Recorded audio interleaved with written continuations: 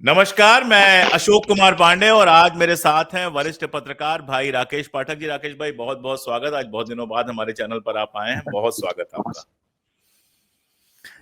तो राहुल गांधी ने एक बम छोड़ा तो अभी तक धरती जो है, धरती मतलब भारतीय जनता पार्टी का जो पूरा इकोसिस्टम है, अभी तक थोड़ा थोड़ा थरथरा रहा है। बिहार में बंद करने की कोशिश की गई, मां की गाली को मुद्दा बनाने की कोशिश की गई, लेकिन हकीकत यह है कि कुछ उसका खास असर नहीं हुआ। इसी से आप समझ सकते हैं कि अगले दिन हिंदी या अंग्रेजी के किसी बड़े अखबार ने इसको फ्रंट पेज पर लेने लायक भी नहीं समझा। अगर परसेप्शन बन रहा होता तो फ्रंट पेज उससे भर गया होता। अब वो हाइड्रोजन बम की बात कर रहे हैं।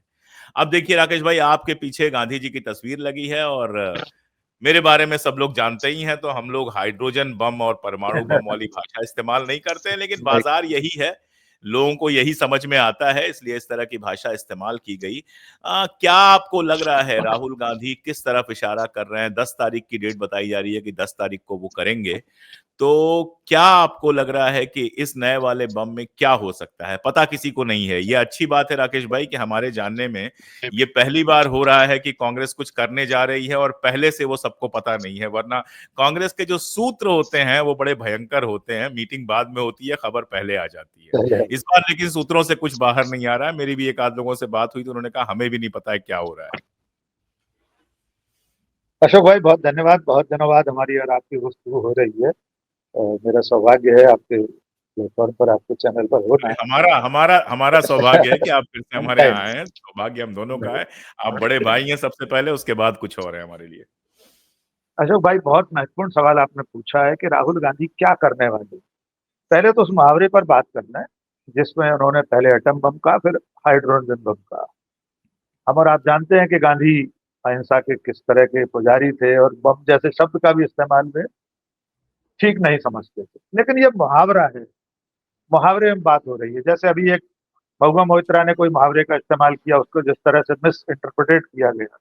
मजेदार बात जवाब ये तो राकेश इसके भाई, लिए रोक नहीं रहा हूं जी आपको, बस एक जी जी इशारा दे रहा हूं कि निशिकांत दुबे जी ने कहा कि ये गांधी का देश है। तो जी, निशिकांत क्या दुबे जी को गांधी याद आने लगे जब वोट चोरी की बात हो रही है तो। बिल्कुल सही बात है। इन सबको याद आते हैं गांधी। हमारे माननीय प्रधानमंत्री को भी याद आते हैं। जब विदेश जाते हैं तो वहां नतमस्तक करना ही पड़ता है बापू की प्रतिमा पर। असली सवाल यह है कि इस वक्त पूरे देश को जो सवाल मथ रहा है वो वोट चोरी का है। और निश्चित तौर पर राहुल गांधी अपने पूरे राजनीतिक जीवन में अब उस मुकाम पर पहुंच गए हैं जहां वे उन सवालों को उठा रहे हैं जो जिंदगी के असली सवाल हैं, समाज के असली सवाल, लोकतंत्र के असली सवाल। इसके उलट मोदी शाह और बीजेपी के साथ पहली बार ऐसा हो रहा है कि वे जिस भी मुद्दे को उठाते हैं वो फुस हो जाता है। यहां तक कि फुस हो जाए तब भी चल जाएगा। उनके मुद्दे बूमरैंग कर जाते हैं, उनके उल्टे बांस बरेली लगना शुरू हो। आप पिछले 1 डेढ़ साल का, या ऐसा मान लें कि राहुल गांधी के नेता प्रतिपक्ष बनने के बाद का जो समय है, और थोड़ा और पीछे जाएं तो जब से राहुल गांधी सड़कों पर उतरे हैं 4,000 किलोमीटर की यात्रा की, उसके बाद से जितनी भी कोशिशें मोदी शाह या बीजेपी ने की हैं वे उलटबांसी हुई। वोट चोरी पर भी जिस तरह से चुनाव आयोग को बचाने के लिए पूरी सरकार, मंत्रिमंडल, उनकी ट्रोल आर्मी, प्रवक्ता सब कूद गए, उसका उल्टा असर हुआ। अब लोगों ने यह सवाल पूछना शुरू कर दिया है कि जिस गड़बड़ी पर सारे राजनीतिक दलों को ऐतराज है, सारे लोग सवाल पूछ रहे हैं, बीजेपी को कोई संदेह क्यों नहीं होता। इसलिए ये जो सवाल है कि अब हाइड्रोजन बम कौन सा हो सकता है, मेरा अनुमान है एक साधारण पत्रकार होने के नाते बड़ा हिस्सा उस बम का, जो आगे का मुहाना होता है बम का, वॉरहेड, वो होगा वाराणसी का चुनाव।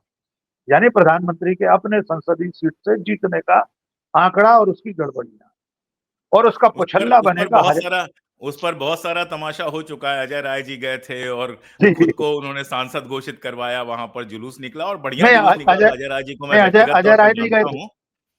अशोक भाई, अजय राय नहीं गए थे, जनता गई थी अजय राय के घर पर। उन्हें घर के हाँ हाँ दरवाजे बिल्कुल। बुलाकर उन्हें उन्हें सांसद जी घोषित कर दिया कि आप हमारे जी सांसद हैं। समाजवादी पार्टी जी के, वो भी मजे की बात देखिए, क्योंकि गठबंधन ने चुनाव लड़ा था तो सपा के कार्यकर्ता गए थे उनके घर पर कि आप हमारे जी। सांसद। और उसके बाद अजय राय लगातार क्लेम कर ही रहे हैं। हम और आप भी उस दिन मतगणना की गिनती में डिबेट में बैठे थे। बिल्कुल बिल्कुल हमें हमें बिल्कुल। वो हेडलाइन याद है कि प्रधानमंत्री नरेंद्र मोदी वाराणसी से पिछड़े, और उसके बाद कई घंटे तक अपडेट आना बंद हो गए। मेरा मानना यह है ब्लैकआउट कि हो गया राहुल, बिल्कुल। ब्लैकआउट हो गया। मेरा मानना यह है, मेरा अनुमान यह है कि राहुल गांधी अब सीधे बनारस के मुद्दे को लेकर आएंगे।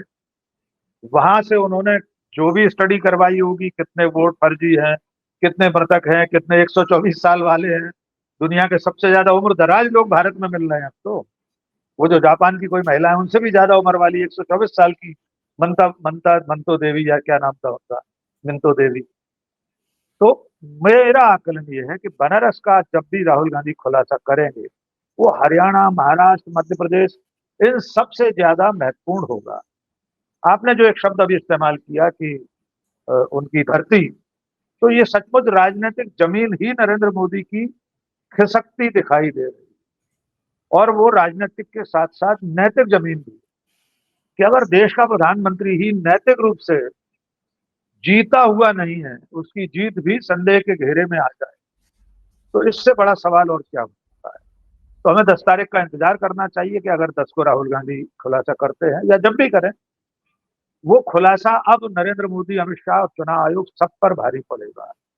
लेकिन इतना जरूर हुआ है शुभ भाई, शुरू में 7 अगस्त से लेकर शुरू के कुछ दिन तक चुनाव आयोग ने एक सील छपा के रख रखी थी, मिसलीडिंग। राहुल गांधी के हम्म। हर दावे पर मिसलीडिंग का ठप्पा लग जाता था। इसमें वो परिवर्तन किस दिन आया? कहीं से छपवाई नहीं हुई है भाई साहब। हम लोग चूंकि चलाते हैं, यूट्यूब चलाते हैं, तो ढूंढते रहते हैं, वो बना बना बनाया आपको नहीं, मिल जाएगा। मैं मुहावरे में कह रहा हूँ, कॉपी मालूम है, वो पेस्ट तो नहीं। सब बने बनाए वो मिल जाते हैं। वो सब जी, बने वो भी बनाए कॉपी ऑनलाइन पेस्ट है। था। मैं उसको उदाहरण के रूप में कहना चाह रहा हूँ कि उन्होंने वो अपने जी। वेबसाइट से, गूगल से निकाल के मिसलीडिंग, राहुल ने कुछ बोला मिसलीडिंग। लेकिन इसमें भी एक चेंज आया। जिस दिन हम्म, राहुल गांधी ने बिहार में मृतकों के साथ चाय पी, हम्म। उसके बाद से मिसलीडिंग का ठप्पा लगना बंद हो गया। अब वे कृपया, कृपा कर, आवेदन, निवेदन, ऐसे शब्दों के साथ चुनाव आयोग अब राहुल गांधी से संवाद करने लगा है। तो मुझे ऐसा लगता है कि अब बीजेपी, नरेंद्र मोदी, अमित शाह चुनाव आयोग के भरोसे अगला कोई चुनाव जीतने की अगर सोच रहे होंगे, तो उन्हें 10 बार सोचना पड़ेगा। बिहार पर अगर हम थोड़ा बहुत बात करेंगे तो उसमें एक दो आशंकाएं और अभी हम अभी शामिल अभी करेंगे। करेंगे बात, बिल्कुल करेंगे। जी, अच्छा, ये एक हफ्ते वाली धमकी जिस तरह से दी थी हमारे माफी। चुनाव आयुक्त महोदय ने, उस दिन तो ऐसा लग रहा था कि सीधे जो है वो किसी अमिताभ बच्चन की फिल्म के सेट से उतर के आए हैं और बिल्कुल उसी स्टाइल में डायलॉग बोलते जा रहे हैं। वो एक हफ्ता बीते भी कई हफ्ते हो गए खामोश। अच्छा, एक सवाल है राकेश भाई, और सवाल आप समझ जाएंगे कि आपका वर्जन लेने के लिए, मान लीजिए कि आपको और मुझे दोनों को भोपाल से दिल्ली आना है। आपका रिजर्वेशन एसी फर्स्ट क्लास में है, मुझे जनरल से आना है। अब अगर ट्रेन लेट होती है तो आपको भी उतनी ही दिक्कत होगी और मुझे भी उतनी ही दिक्कत होगी, भले हमारा क्लास कोई भी हो। तो बिल्कुल। अगर चुनाव में लिस्ट गड़बड़ है, अगर इस तरह के तमाशे हो रहे हैं, एक घर में 80 लोग रह रहे हैं और उन घरों पे पत्रकार और भी मित्र ज्यादा। जाकर बाकायदा वेरीफाई कर चुके हैं, ऐसा नहीं है कि अब अनवेरिफाइड है, और कहीं 80 हैं, कहीं 250 हैं, मतलब बिहार के एक घर में पंडित जी और पासवान साहब और खान साहब सब साथ में रह रहे हैं, ये सारा कुछ है। अगर ये प्रॉब्लम है, तो सत्ता में बैठी हुई बीजेपी को भी तो दिक्कत होनी चाहिए। एसी फर्स्ट क्लास वाले को भी तो ट्रेन से दिल्ली ही पहुंचना है, लेट होगा तो उसकी भी तो मीटिंग डिस्टर्ब होगी, जनरल क्लास वाले की यानी विपक्ष की तो होगी ही होगी। तो भारतीय जनता पार्टी चुनाव आयोग का समर्थन करके क्या खुद अपने आप को, अब मैं उस शब्द का क्या उपयोग करूं, नंगा कर रही है? अगर देखिए, चुप कर हो नहीं जाती रही है। तो शायद बेहतर होता। बिल्कुल सही बात है, कर नहीं रही है, हो चुकी है। राहुल गांधी भी अपनी जनसभाओं में बार बार यही सवाल पूछ रहे हैं। अभी पवन खेड़ा ने एक प्रेस कॉन्फ्रेंस में भी कहा, कई लोग कह चुके हैं, हम्म। तेजस्वी कह चुके हैं, कि अगर 65 लाख लोगों के नाम कटे हैं, तो ये सचमुच में चीन चीन कर सिर्फ कांग्रेस, राजद के लोगों के तो नहीं कटे होंगे। उसमें हो सकता है बीजेपी के लोगों के, उनके समर्थकों के, उनके बिल्कुल कार्यकर्ताओं के भी बिल्कुल। कट अरे, गए हों। एक घर में भाई साहब, बाप कांग्रेस को देता है, बेटा बीजेपी को देता है, वाइफ किसी और को देती है वोट, ये सब तो होता रहा है। तो बीजेपी चिंता क्यों नहीं कर रही है, ये $1,000,000 सवाल है। अभी तक तो हम ये मानकर चल रहे थे गुड़ मटकी में फूट रहा है इसलिए उसे ऐतराज नहीं था। लेकिन ये मटकी से फूटते समय गुड़ बाहर जा रहा है, तुम्हारे हिस्से का गुड़ भी निकल गया, फिर क्या करेगी? फिर बीजेपी क्या करेगी? इसलिए मुझे ऐसा लग रहा है कि बीजेपी इस चीज को समझ ही नहीं पा रही है कि वो जितना चुनाव आयोग को डिफेंड कर रही है, जितना इस मुद्दे पर चुप बैठी है, उसे बिल्कुल चिंता नहीं हो रही है, उसकी सारी बातें गलत निकल रही है। आयोग ने कहा कि एफिडेविट दें, राहुल गांधी माफी मांगे। राहुल गांधी तो माफी मांगने वाले नहीं। अखिलेश यादव ने अगले दिन कह दिया हमने तो 18,000 एफिडेविट दिए। बिल्कुल। क्या जवाब दिया आपने? तो ये मुद्दा बीजेपी पर बहुत भारी पड़ने वाला है। और मैं जिस आशंका की पहले सवाल के जवाब में बात कर रहा था, अशोक भाई, जरा कल्पना करके देखिए कि बिहार में मतदान चल रहा है। मतदान के दिन तमाम शहरों में, कस्बों में, गांवों में हजारों लाखों लोग ऐसे मतदान केंद्र पर पहुंचेंगे जिन्हें अपने नाम वहां नहीं मिले। तब क्या होगा? उस अराजकता की आपने कल्पना नहीं की है। शायद मोदी शाह और चुनाव आयोग ने भी कल्पना नहीं की कि कितना उपद्रव हो सकता है। मान लीजिए किसी एक गांव में, किसी एक बूथ पर 1,000 वोट है और वहां 100 ऐसे मतदाता पहुंच गए जिन्हें अपने नाम नहीं मिले। इतने सारे कोर्स करेक्शन के बावजूद उन्हें कह दिया गया कि आपका तो नाम ही नहीं है, मृतक है। वे कहेंगे अभी तो हमने वोट दिया था जून में 2024 में। उस दिन कितना बवाल होगा, कानून व्यवस्था की स्थिति पैदा हो सकती है। पैरामिलिट्री फोर्स से चुनाव के अधिकारी, एजेंसियों को कैसी स्थितियों का सामना करना पड़ेगा, इसकी अभी कोई कल्पना ही नहीं कर रहा। मैं आश्चर्यचकित हूं, लोग इस बात के बारे में क्यों नहीं सोच रहे कि 65 लाख लोगों के आपने नाम काटे हैं। मान लीजिए आपने जो डेट दी थी दोबारा दरखास्त की, उसमें 20 लाख के चलिए आपने फिर से जोड़ दी, तब भी तो 45 लाख लोगों के नाम बचे। उनमें से वाजिब कारण से हमने मान लिया 20 लाख और कट गए, जो सचमुच में मृतक हैं, दूसरे प्रदेशों में बस गए, अपना नाम नहीं कटवा पाए, दूसरे राज्य की सूची। लेकिन बचे हुए 25 लाख लोग अगर मतदान के दिनों में 2 चरण, 3 चरण, जितने चरणों में हो, मतदान केंद्रों पर खड़े होकर बवाल करेंगे, अपनी बात रखेंगे कि हमें तो वोट डालना है, हम जिंदा है, हमने नाम नहीं कटवाया, तब क्या होगा? उस दिन ये देश देखेगा बिहार का ऐसा नजारा जो इससे पहले कभी नहीं देखा। मध्य प्रदेश की थोड़ी सी बात करते हैं। चुनाव मध्य प्रदेश से भी कई सारी घटनाएं आई। एक घर में 70 लोगों के रहने की, ग्वालियर से ही ये घटना में देखा था, आई थी, पढ़ रहा था मैं। और भी बहुत जगहों से आई। और मध्य प्रदेश चुनाव के दौरान तो आपसे एकदम नियमित बात हुई है, लगभग हफ्ते में 3-3, 4-4 बार हम लोगों ने बात की है। और जमीन पे जो दिख रहा था भाई साहब, मैं भी गया था और मैंने ये लिखा था कि उतनी अच्छी हालत कांग्रेस की नहीं है जितनी दिखाने की कोशिश की जा रही है, लेकिन उतनी बुरी हालत भी नहीं थी। जिस तरह का रिजल्ट आया उतनी बुरी हालत भी नहीं थी। और मध्य प्रदेश में एक युवा को नेतृत्व सौंपा गया है कांग्रेस का। तो ये वोट चोरी वाला जो मुद्दा है, क्या मध्य प्रदेश में भी इस पर कुछ हलचल आपको दिखाई दे रही है? चर्चा, हलचल, बिल्कुल हुई आंदोलन कुछ भी? हुई है। हलचल शुरू हो चुकी है। नेता प्रतिपक्ष है मध्य प्रदेश में, उमंग सिंघार, हम्म। उन्होंने बाकायदा प्रेस कॉन्फ्रेंस करके आंकड़ों के साथ ये बताया कि मध्य प्रदेश में भी वोट चोरी हुई। मुझे जितना याद आ रहा है, मैंने उस पर वीडियो ही बनाया था। अच्छा। उमंग सिंघार ने बाकायदा पीपीटी प्रेजेंटेशन के साथ चुनाव आयोग के ही रिकॉर्ड के आधार पर यह बताया कि 2023 का जो चुनाव वर्ष था मध्य प्रदेश विधानसभा का, उसमें शुरू के 6 महीने में हर महीने कुछ हजार, कुछ लाख वोट बढ़ते, और अंतिम 2 महीने, यानी नवंबर में मतदान था तो सितंबर से अक्टूबर और अक्टूबर से नवंबर, 20 लाख वोट से ज्यादा वोट बढ़े मध्य प्रदेश में मतदाताओं के नाम पर। उन्होंने करीब करीब 17 शायद सीटों का, 17 विधानसभा सीटों का आंकड़ा भी पेश किया, जहां हार जीत कुछ 100 या कुछ हजार वोटों से हुई। और उन विधानसभा सीटों पर भी आखिरी के 2 महीने में, यानी एक प्रदेश में अचानक चुनाव के महीने से 1 महीने पहले इतने लाख लोग आकर बस गए, कहां से आ गए आप? और वो भी और वो भी मध्य प्रदेश में, जहां कुछ शहरों को छोड़ दें तो पलायित लोग बहुत नहीं दिखाई देते हैं। अगर बड़े नहीं शहरों को होता, आप छोड़ दें, जैसे बिल्कुल नहीं भिंड होता, चले जाओ, मुरैना चले जाओ, छतरपुर चले जाओ, या किसी भी शिवपुरी चले जाओ, तो यहाँ बाहर के लोग बहुत नहीं दिखते हैं। ग्वालियर, इंदौर, जबलपुर ये नहीं मैं मान आता सकता बिल्कुल। हूँ, या भोपाल मान सकता हूँ। लेकिन होंगे भी अशोक भाई तो इतने थोड़ी हो सकते हैं कि अक्टूबर और हाँ, थोड़े नवंबर में बहुत होंगे। मतदान से पहले 58 या 60 दिनों में 16 लाख, 20 लाख मतदाता बढ़ गए। तो इस बिल्कुल, कहाँ मुद्दे से को आ जाएंगे? लेकर यहाँ मध्य प्रदेश में भी लगातार प्रदर्शन चल रहे हैं। अभी जीतू पटवारी का जिक्र आपने किया, बहुत बड़ा प्रदर्शन मंदसौर वगैरह में हुआ। कई शहरों में वोट चोरी को लेकर कांग्रेस अभियान चला रही है, आंदोलन कर रही है।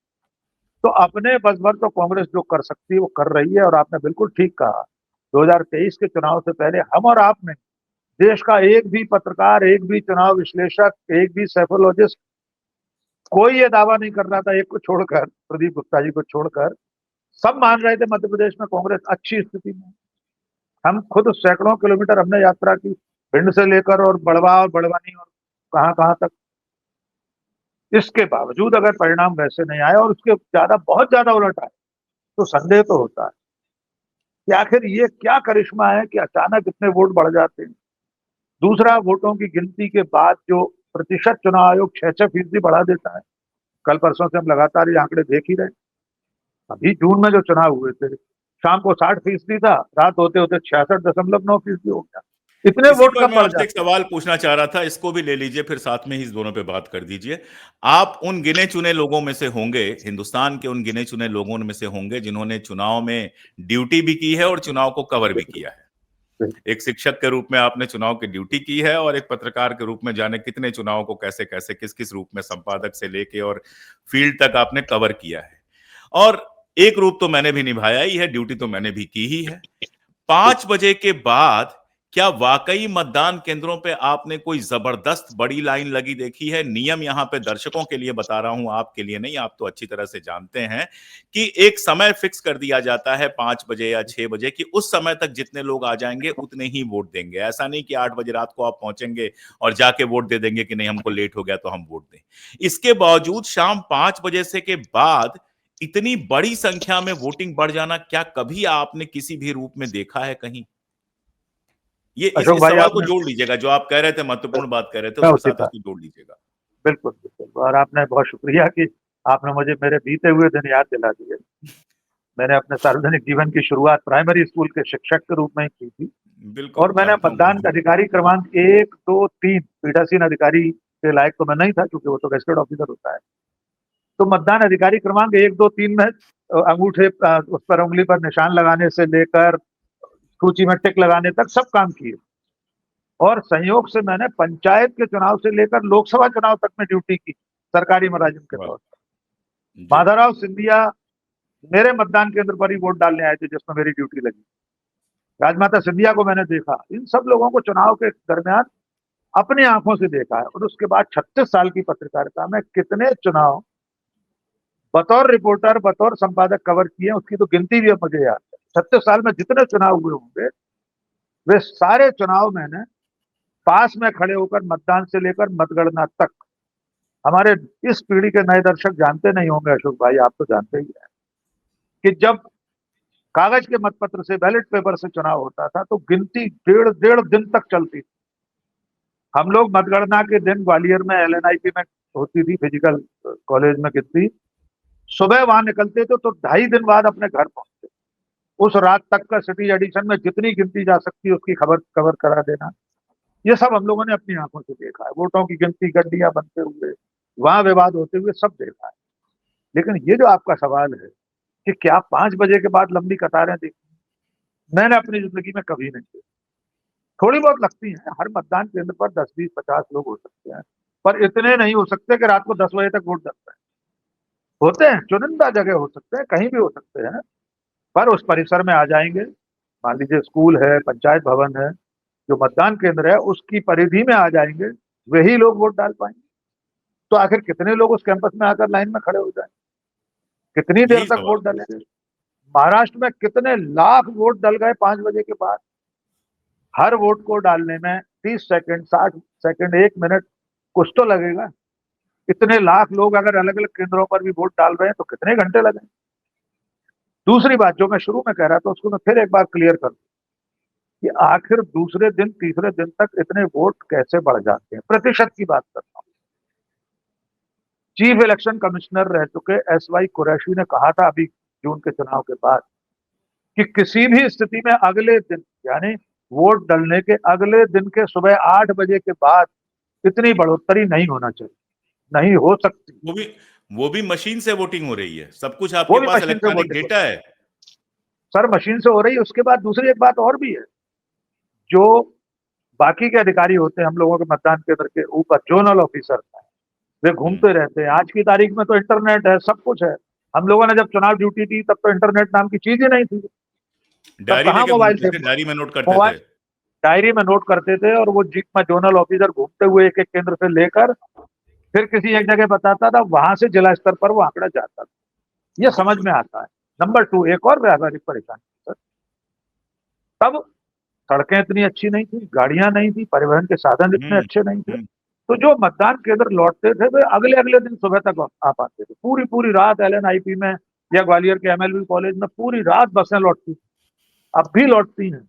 लेकिन वे तो आंकड़ा दे चुके होते हैं मतदान खत्म होने के बाद, कितने भाई परसेंट साहब, वोट क्योंकि हो दो गया। दो ग्वालियरी तीन बैठे हैं तो आपको आपको एक चुनाव केंद्र की याद दिला दूं जहां आपके भाई ने सेवा दी है। गुड़ागुड़ी का नाका गिड़ागुड़ी का शहर नाम में है। कहने के लिए था, लेकिन पहुंचने और आने में हालत खराब हो जाती थी। बिल्कुल सही बात। लेकिन इसके बावजूद ये तो संभव नहीं है कि अगले दिन तीसरे दिन तक वोट बढ़ते जाएं।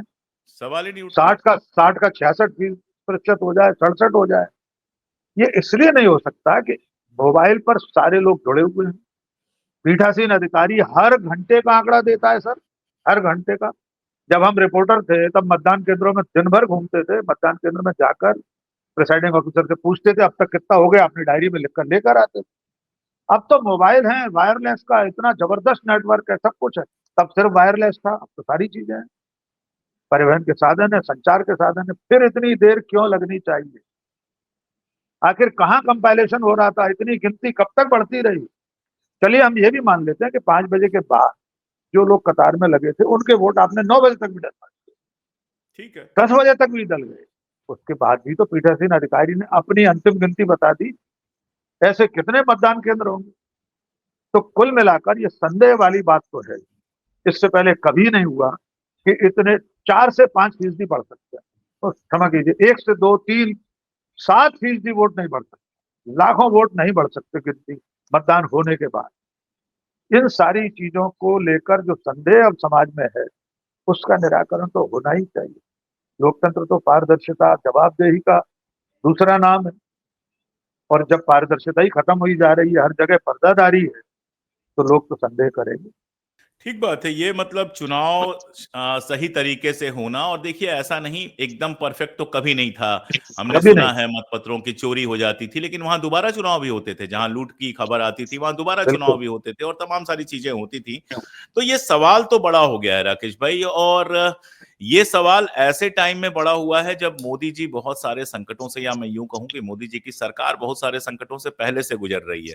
जीएसटी का मामला लाया गया कि जीएसटी कम हो जाएगी, खबरें आने लगी कि सीमेंट के डीलर्स ने कीमतें बढ़ा दी, और भी कई सारी खबरें आने लगी। और जीएसटी से लोगों को कितना फायदा होगा ये तो देखने वाली बात होगी। गाली का मामला बनाया गया, वो भी डूब गया। आप भिंड से हैं, ग्वालियर में रहे हैं, मैं ग्वालियर में काफी टाइम रहा हूं, गोरखपुर से हूं।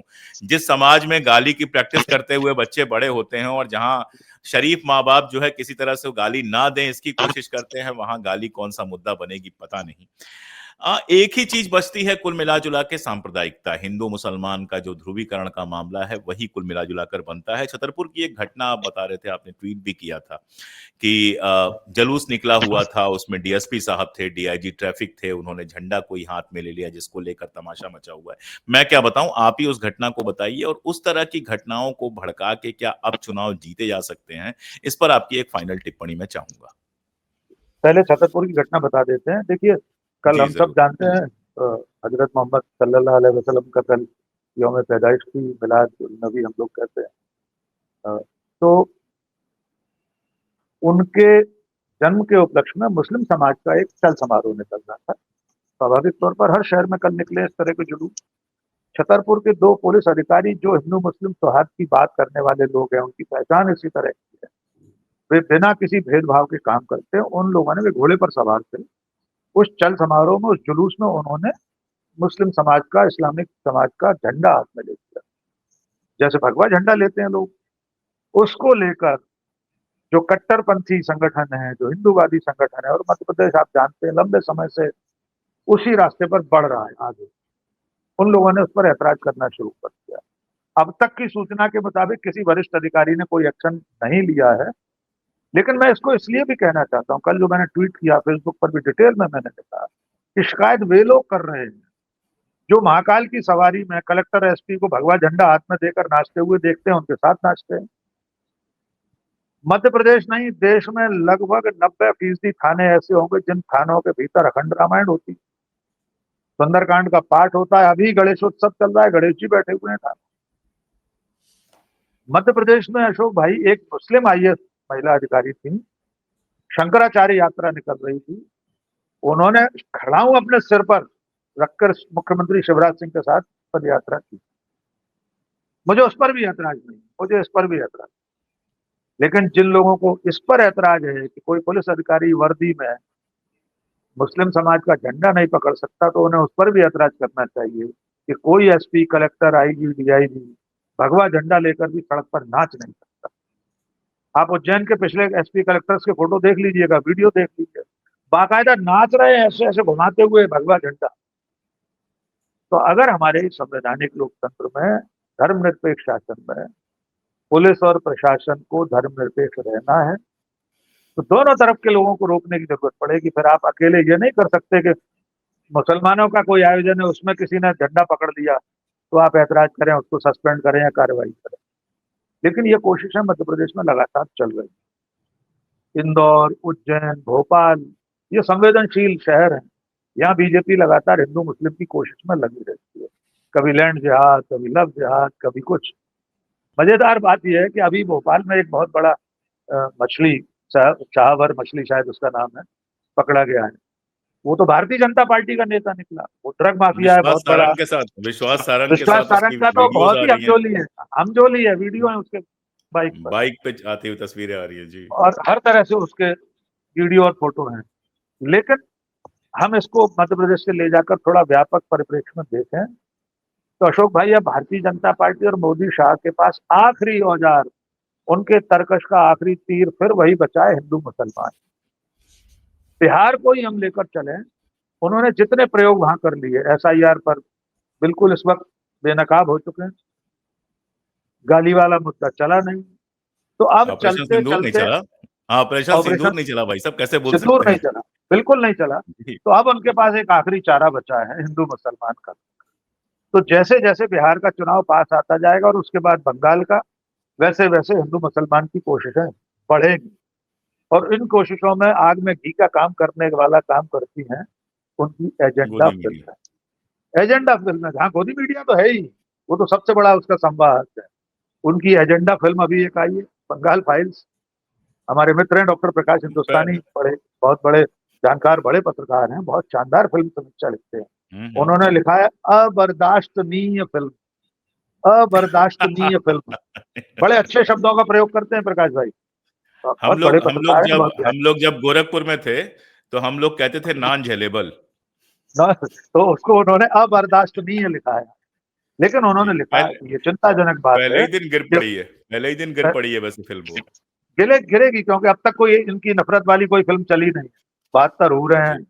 और उदयपुर उदयपुर फाइल्स, सारी फिल्में फ्लॉप हुई। लेकिन मैं ये कहना चाहता हूँ कि हिंदू मुस्लिम भड़काने के लिए, सांप्रदायिकता को, की आंच को और तेज करने के लिए अब मोदी शाह और बीजेपी, उनका जो पितृ संगठन है, ये सब लोग इस तरह की कोशिशों में लग जाएंगे।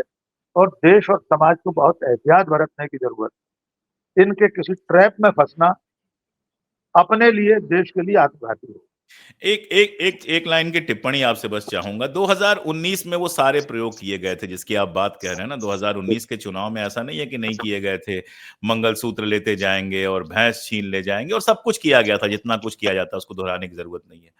उसके बावजूद अगर चुनाव आयोग की जरूरत पड़ गई, तो इसका मतलब ये भी तो है ना कि जितना बढ़ा चढ़ाकर गोदी मीडिया हिंदू मुसलमान ध्रुवीकरण के फायदे बताता है, उतना असल में है नहीं। वोट डालने आदमी जाता है तो सिर्फ हिंदू मुसलमान अगर देख के जाता, तो कुछ भी नहीं करना पड़ता भाई साहब। इस देश में 70% हिंदू आज भी हैं। कुछ भी नहीं करना पड़ता। 99% सीटें ऐसी हैं आज भी जहां केवल हिंदू मुसलमान वोट पड़ जाए, तो प्रचार करने की भी जरूरत नहीं है, आप ऐसे ही जीत जाएंगे। और वहां पर भी आपको ये सब गड़बड़ झाला करना पड़ रहा है। इसलिए मेरे दिमाग में ये सवाल उठ रहा है कि जितना बढ़ा चढ़ा के परसेप्शन बनाया जाता है हिंदू मुसलमान का, वो भी चलता नहीं है। बिल्कुल सही है आपका सर। अगर चलता होता तो 240 पर नहीं सिमट गए होते। खुद प्रधानमंत्री ने मंगलसूत्र से लेकर मुजरे तक की बात की, घुसपैठियों के नाम पर डराया, और आज भी घुसपैठियों की बात कर रहे हैं। यद्यपि वे भूल जाते हैं कि अगर घुसपैठ हो रही है, लाखों लोग घुस आए हैं, तो प्रधानमंत्री और गृह मंत्री क्या कर रहे हैं, दुनिया छील रहे हैं। सबसे पहले तो गृह मंत्री का इस्तीफा होना चाहिए।